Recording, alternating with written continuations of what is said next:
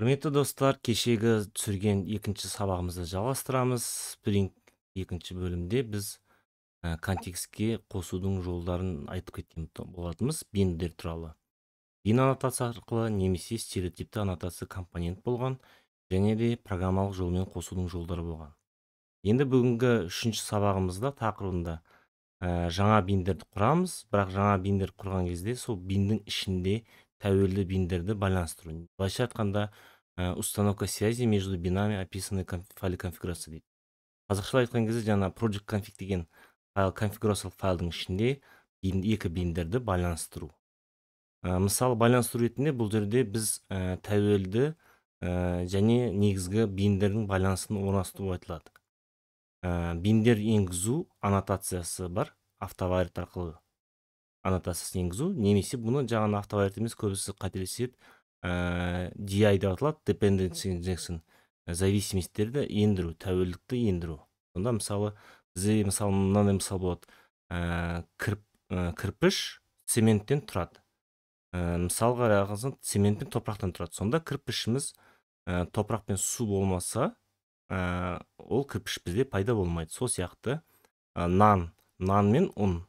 Ұн дегеніміз бізде тәуелді бин, нан дегеніміз негізгі бин. Бұны тәуелді бин құрылмағанша бізде нан пайда болмайды. Сол сияқты. Циклдық тәуелдік деген нәрсеміз, мысалы, бірінші біз үй салар кезде кірпіш керек. Бұл жерде кірпіштің ішінде үй болуы мүмкін, үйдің ішінде кірпіш болуы мүмкін. Сол сияқты ол қате болғандықтан бізге программалық қате беру арқылы біз түсінбей қалады Spring Framework контекстіміз қалай жұмыс істеу керек екенін. Енді төртінші жолы, енді егерде сізде сондай биндердің бірнеше түрі болып қалса, ұқсас, мысалы кірпіштер, бірінші кірпіш, екінші кірпіш деген сияқты. Сол кезде мысалы айтамыз да, сынық кірпіш, түзу кірпішті бер деп, сол кезде таңдау жолын айтылады. Ал енді сабағымызға кірісейік, жалғастырайық. Енді сол 3/1-ді ары қарай ашатын болсақ, сол кезде оның жаңағы қалай бір-бірін байланыстыру. Бин методының ішінде басқа бин методты шақыру дейді. Ал енді кеттік. 3/1 мысалымызға барайық.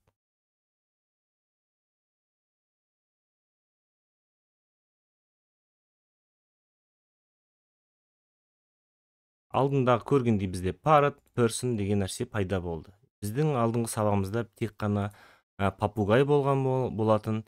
Енді попугай өзі ғана болған. Енді бізге жаңа класс қосылады, person деп, ол негізгі класс болып саналады, негізгі бин. Сол негізгі биннің ішінде бізде енді тәуелді тотығыс пайда болады. Енді сол тотығысты біз сон адамға жалғаймыз. Сонда адамда тотығыс бар деген сияқты. Мысалға келтіргенде біз personның орнына мысалы үй дейік, үйдің ішінде кірпіш бар дейік. Мысалына personның аты home болса, анау brick деп аталады. Сондайға мысалы келтіріп отырмыз. Енді сызба ретінде қалдырып кетейін, біраз түсіндіріп кетейін. Achess frame. Мысалы мына жерде классымыз бар, person деген. Оның ішінде басқа объект бар, parrot деген, попугай, тотығыс. Енді біз контекстке барған кезде, Spring'ке мынаны салатын болған кезде, ол бірінші конфигурациялық файлдан бізде іздейді. Біздің конфигурациялық файлымызда тұр. Біз айтып отырмыз parrot'тың объектісін құр деп. Parrot'тың объектісін құр дейміз, және person'ікін құр дейміз. Енді қазіргі уақытта былай болғандықпен, мына жерде сүйретімізде бұл қалай жүрді. Мына мысалда бізде былай тұрған жоқ. Біздің мысалымызда parrot'тың өзі былай, person'ның өзі былай бір бин болып барды жеке, тотығыс өзі жеке осылай барды. Бірақ біздің класстың ішінде қазіргі уақытта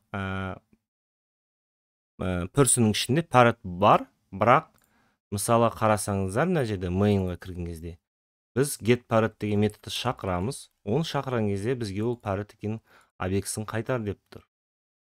Біз бұл уақытта қазір personды құрған кезде parrot'тың ендіру жолын көрсетілмеді. Өйткені мына жерде біз person'ның ішінде set parrot деп жаңағы парротты жазу керек болғанбыз. Сол кезде істейтін еді. Мен бұл мысалды алып тастаймын. Екінші мысалына қазір көрсетіледі. Дәл ретінде көрейік қазір.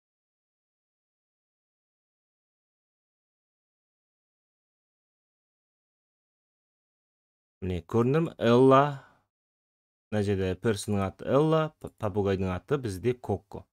Бірақ енді біз person'ның ішіндегі попугайын шақырамыз. Get парротын шақырған кезде бізде мына жерде парротымыз set паррот арқылы іс жерде қолданбағандықтан бізге ол пустой объектін қайтарады. Сол себепті бізде ештеңе шықпайды. Енді осы нәрсені болмау үшін енді бізге екі биннің арасында бір-бірін шақыру деген нәрсені тақырыпты жалғастырамыз. 3-те 1-1-ді. Мен жаңа көрсеткен нәрсені қайтадан қайталайды. Соны бірақ мен сіздерге қайтадан соны көрсетемін.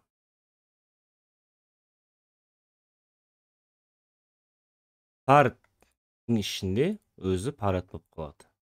Енді person'ның ішінде парротты ендіреміз. Мына жерде байқасаңыздар, set парроттың ішіне уже жаңадан қосылды дейді. Метр getter мен setter тұр.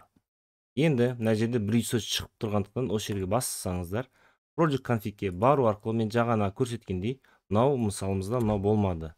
Өйткені бізде person'ның объектінің ішінде парротты орнатудың методы бар болған. Енді ол үшін біз паррот методын шақырасыз береміз. Не көрдіңіздер ғой? Тура қалай тұр, солай шақырасыздар. Осын айтылатын нәрсесі жаңағы айтқандай, монтаж бинов путем прямого вызова одного метода санатасы бин из другого такого же метода. Сонда екі бин деген методтардың ішінен өзін шақыру. Мысал ретінде кейінгі сабақтарымызда, кейінгі видеоларымызда осы өткен тақырыптардың бәрін қайталап шығамыз деп ойлаймын. Ол босап жатса. Енді біз жаңағы mainға қайтадан барсақ, енді біздің жаңағы person'ның ішіндегісі парроты да бәрі бар болады. Жаңағы алдыңғы мысалда parrot пен person'ды бөлек-бөлек шығармаймыз. Біз тек қана мысалына мынада көрсеткендей. Бұлай тұрды ғой. Мынау person, мынау parrot болды. Енді енгізгенде бұл жалпы болып енгізеді.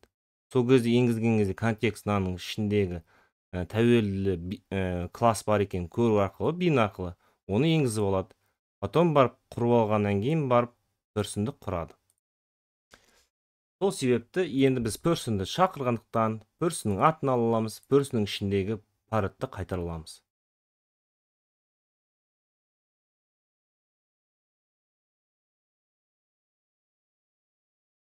Person parrot дейді. Міне, көрдіңіздер ме? Оның аты Coco екен. Оның аты Coco екенін дәлел ретінде мына жерде toString метод арқылы атын беріліп кеткен болған. Немесе егер мынаны жазғыларыңыз келмесе, person parrot деген жазуды шығарғыларыңыз келмесе, parrot Coco деп. Онда мына жерге сіздерге былай жаза салу керек еді. Объектісін, parrot объектісін алу арқылы және get name деп шақырасаңыздар, сол нәтиже сол шығады. Parrot'тың орнына Coco деп шығады. Parrot Coco деген жазу шықпайтынандай, мынау стандартты сөз жалғанған. toString'ті объектіні toString'ке айландыру. Так, енді келесі жолы енді биндердің монтаж бинов путем передачи параметров метод санатасы бин деген енді бұл жерге методқа қою деген. Мына parrot деген объектіні методтың ішіне метод шақыру емес, енді оны параметр ретінде беру. Бұл жерге parrot деп қоямыз, parrot деп жере саламыз да, parrot деп осылай түседі. Оны қазір мысал ретінде қайтадан 3-ші мысалын ашып көреміз. Бұлда да сол нәрсе не істейді? Бұлдың нәрсесін қазір қайтадан айтып жіберем, түсіндіріп.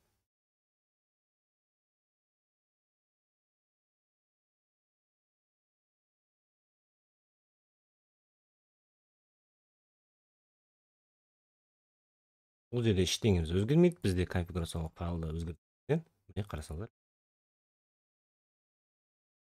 Так, енді қарасаңыздар, ол қалай мына жерде жұмыс істеу принципі жүріп жатыр. Мысалы, мына жерге қарасаңыздар, мына бин арқылы контекстте parrot деген бинді құрды. Келсесіздер, Мынау контекст. Контексттің ішінде бізде parrot деген bind тұр. Енді бізге person'дегі құру үшін, осы bind'ді құру үшін, мынау person'ды құю үшін, оған параметр ретінде parrot'ты береміз конструкторына, методқа беру арқылы біз параметрін. Сонда parrot типтес бізде мына қарасаңыздар, оның типі parrot. Типтес bind бар parrot. Енді қазір тағы да ары қарай жақсылап түсіндірем. Мына жерге оның параметр ретінде берген кезде кез келген ат қоя бересіздер, өздеріңіз ыңғайлы. Parrot 2, parrot 3, parrot 5 деп, или toto-құс деп. toto-құс деп қоямыз. toto-құс деп береміз да, мына жерге осылай сеттерге қойып жіберсек болады. Сонда қарасаңыздар, істей береді. Программаның ешқандай қатесі жоқ.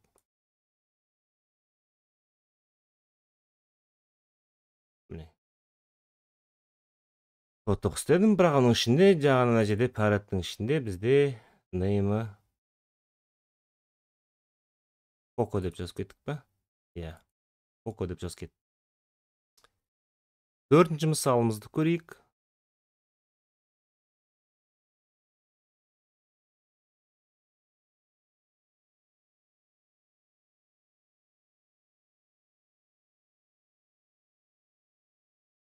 Төртінші мысалымызда енді біздің компонент арқылы жұмыс істеу, қалай ендірудің жолдары.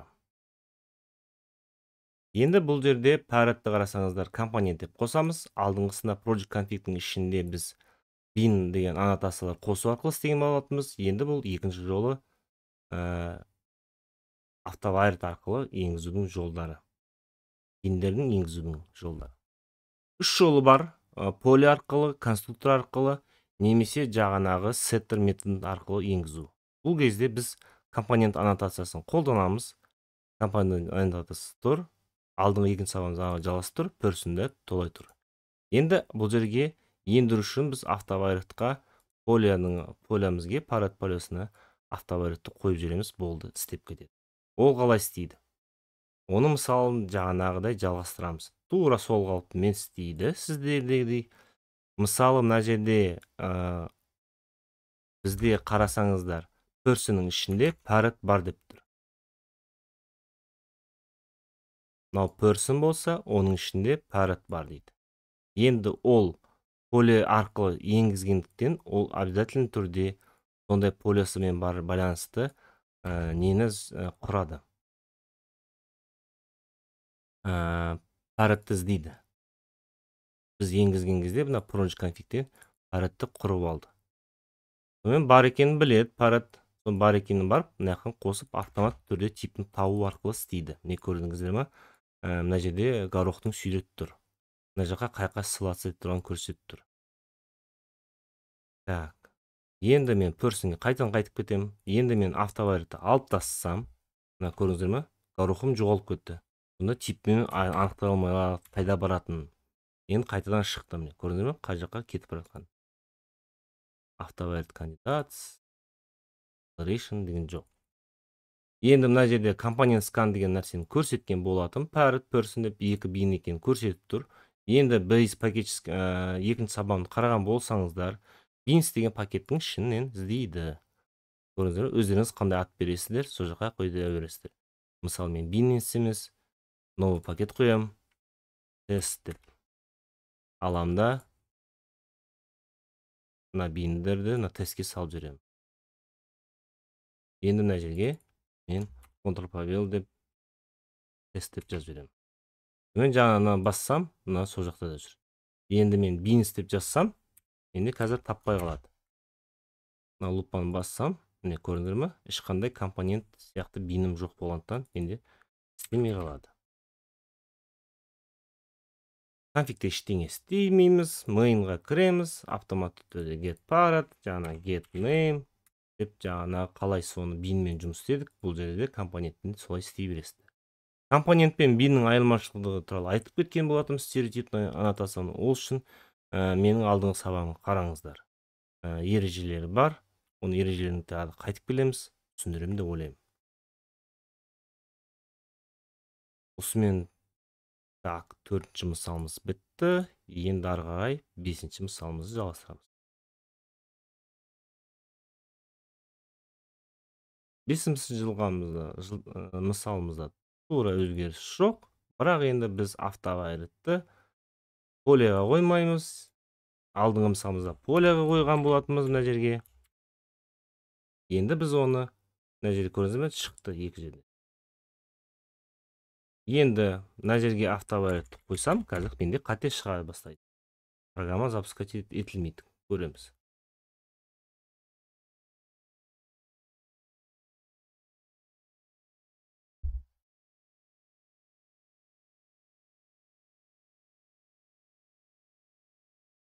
Қайсының миын құрт тастады? Білмей қалдым мен. Мынанда бар, мынанда да бар. Екеуінде де бәрі айналып келген кезде соған айналып тұр ғой. Так. Дұрыс болмай қалды. Екіншісі енді конструктор арқылы қосу. Бұл жерде парадтың жаңағыдай схемасы арқылы көрсеткендей, уже парадтың басқа жерде тұрғандықтан, мына контекстте бөлек болып тұрғандықтан, оны конструкторге былай енгізу болып тұрады. Өз-өзімен. Енді есептің берілгені де, соны жаңа дәлел ретінде оны қайтадан көрсету. 6-нчы мысалымызға келсек, енді сеттер арқылы қоюдың жолы.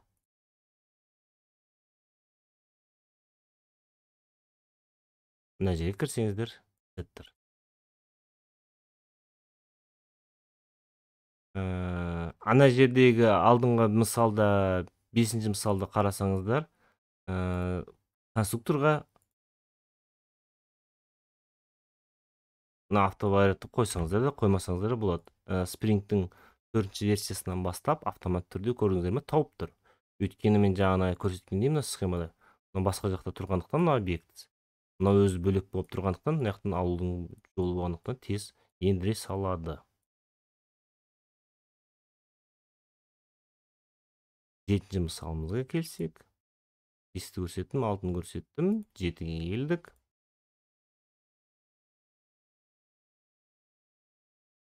7-нің мысалы қандай өзгерістер жоқ. Мына автовайретмен.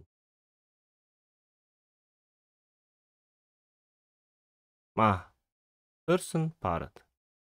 Енді 7-нче мысалымыз, біз бұл жерде циклдық тәуелділік деген нәрсе. Ол қалай деген сөз, мен жаңа айтқандай, бірінші кірпіш па, бірінші үй ма деген сияқты. Person'ның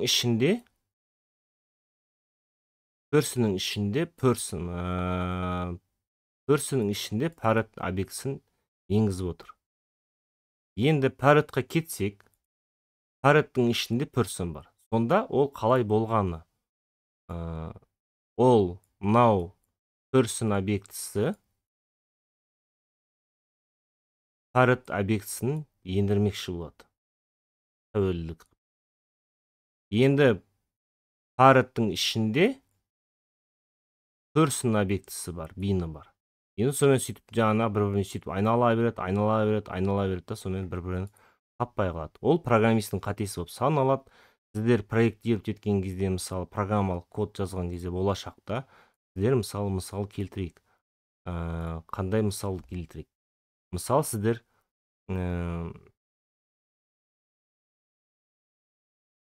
структура бір құрылым құрылыңыз келеді, бір программа жазғыларыңыз келеді. Мысалы, ақша төлеу. Мысалы, нені ақша төлеу? Мысалы, деп аренда машины дейді. Енді ол жерде мысалы, машинаның ішінде қандай тәуелді биндер болады? Модельдер. Сіздер енді модель, оның ішінде машина деп тұрмайсыздар ғой. Сол кезде соның бәрін рет-ретімен құрылымы бірдей болу керек. Машинаның моделінің ішінен нақты бір объекттер, нақты модельдер. Mercedes, Camry деп бөліп кете бересіз. Потом грузовой деп кете бересіздер, сөйтіп жаңа жеңіл машине, электромобиль деп сөйтіп кете бересіз. Сонда дұрыс құрасыздар. Егер мысалы жаңағыдай бір-бірімен қайта-қайта бүйтіп байланыса берген болса, ол уже циклдық зависимость пайда болады. Оны дәлел ретінде қазір тексеріп көреміз. Программаны запускать етеміз. кате менен жасоодо үйрөнүңүздөр. Мына жерде жаңа не болсо soft wrap деген кнопкасын басуу аркылуу строканы жакшы окууга болот. Ыңгайлуу окууга. Мынаны алып тастасаңыз бүйтүп булай узак окумайсыздар. Енді қарасаңыздар, parrot объектісін бізге мынау parrot деп тұр. Бұны get parrot'ты шақырайын деп тұр. Енді біз person арқылы get parrot'тың объектісін шақырайық десек шақыра алмайған себебі, потому что өйткені біз көріңдер ме, оқысаңыздар, circular reference дейді. Нақтылы аударған кезде цепочка деп аталады. Цепная жағанағы не? Қайта-қайта байланыс шақырылуы деп, сілтемесі. Орысша кітабымда циклическая зависимость деп аударғам, қазақшаны мен аудара алмадым өкінішке орай. Кері қайта-қайта бір-біріне байланысу. Коммент қалдырып кетіңіздер, аудармасын жазып, ертең мен жазып қойып үйреніп жүрейін. Сол себепті мына программа қате болғандықтан бізге кодта түзелу керек. Person'ды аламыз parrot, енді parrot'тың ішіне біз person'ды алып тастаймыз. Сол кезде біздің программамыз дұрыс болады. Так. Екінші мысалымызды көрейік қазір.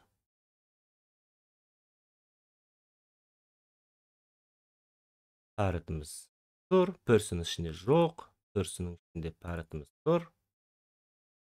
Так. Енді 8-ші мысалда жаңағыдай parrot'тың компонентті аннотациясын алып тастадық, стереотипті person'ді алып тастадық. Енді мына жерде мынандай тақырып бар, жаңа айттым ғой сіздерге, бірнеше биннің ішінен таңдау деп. Мысалы, сіздерде мысалы кірпіштің екі түрі болса, сынған кірпіш, бүтін кірпіш бер деп. Сол себепті мына жерде енді бізде мынандай жағдай болады. Бин арқылы құрған кезде ереже бар. Бин аннотациясы арқылы құрсаңыздар, сіз бір типтес, мысалы, алма дейік. Алма типтес бөлімдерін бірнеше құра бересіз. А егер бин деген аннотацияны қолданбай компонент қойсаңыз, сіз тек қана бір ғана алма құра аласыз. Сол себепті мына жерде мысалымызда екі parrot'ты құрады. Микки, Коко.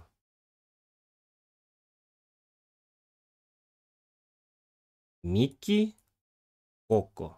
Бірақ бұлардың типтері parrot'қа жатады. Енді бізге соны person'ға ендіру керек болу үшін, біз qualifier деген аннотациясын қолданамыз. Qualifier аннотациясын қолдану арқылы біз нақты сол биннің атын беру арқылы ендіреміз. Мысалы, біз айтамыз, бірінші кірпішті бер, немесе екінші кірпішті бер, немесе parrot 1-ді шақыр, немесе parrot 2-ні шақыр деп өзіміз қоя береміз. Соның үшеуінен, екеуінің біреуінен ғана таңдауын аламыз.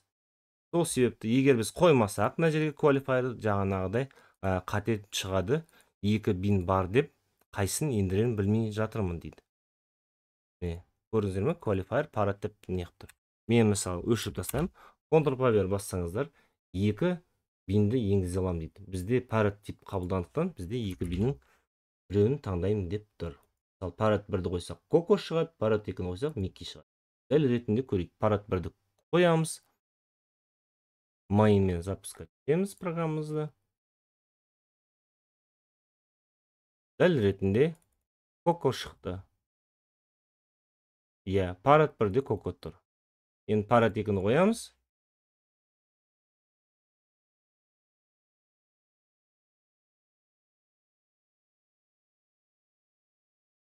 Микки шықты. Ол бізде шын өмірдемізде кездеседі. Мен мысалы жаңа тағы да айтып кетейін. Qualifier деген нәрсе, мысалы, магазин деп, мысалы, сағыз беріңіз десеңіз, ол сағызды бере салады. А qualifier деген, мысалы, сіз сағыз типтес бірнеше объектіні көріп тұрсыздар, бірнеше бинді, орбит, дереол деп атын айту арқылы, немесе оның дәмін айту арқылы, клубника мен арбузный, жалбыз иісті деп берсеңіз, сол кезде өзіңіз таңдап отырсыз. Сол сияқты бірнеше биннің ішінен бір типтес таңдаудың жолы. Так, енді 9-шы мысалымызды көрейік.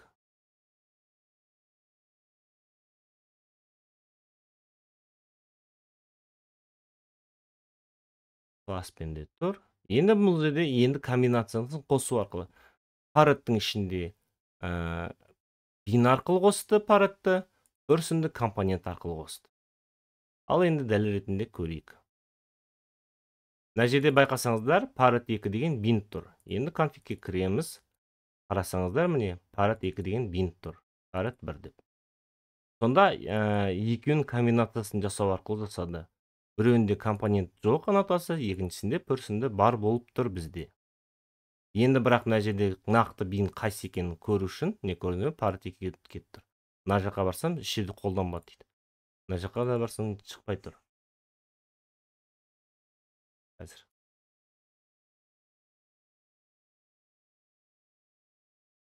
Person, міне көрдіңіздер ме? Енді мен мысалы қазір parad деп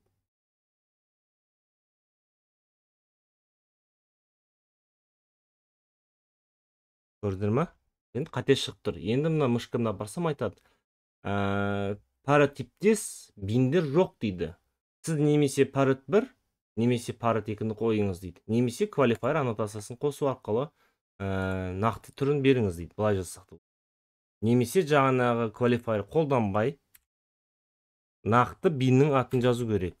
Parad 1. Бізде parad 1 мен parad 2 бар. Сонда программамыз істейді. Так, соңғысы қалды.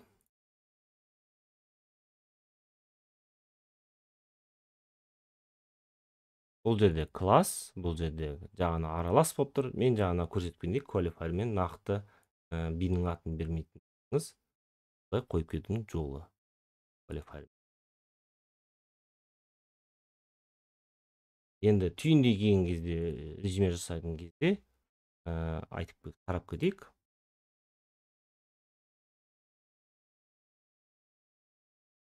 Автовайреттің қосуының 3 жолы бар дедік. Біреуінен поле класса дедік. Класстың айнымалысына конструктор арқылы қосу, және setter методы арқылы қосу.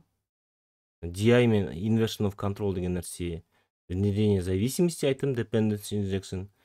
Inversion of control деген біз үшін жаңағы екінші сабақ айтқандай, біз үшін Spring өзінің объектін құрады.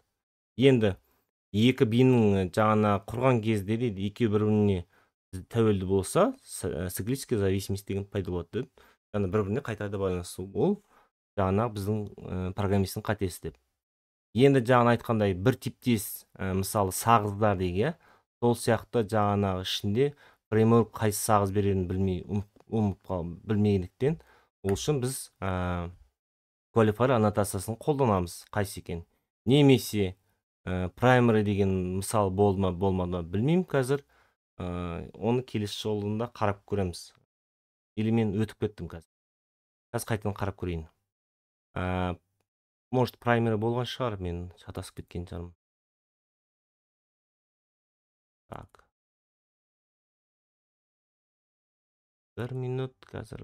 Bin parad 1 компонент сыққан. Так, 9.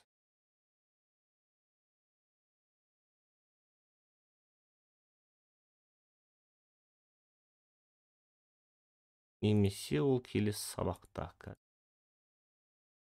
Бірақ мына айтуына байланысты бар болу керек.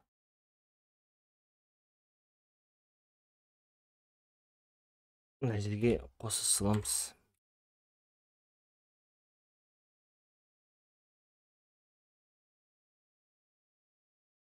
Көрдіңіздер ме? Ешқандай қате болмайды, бәрі жақсы болады. Сонда жаңағы міндетті түрде осыны ғана ал деп көрсетіп кетеміз.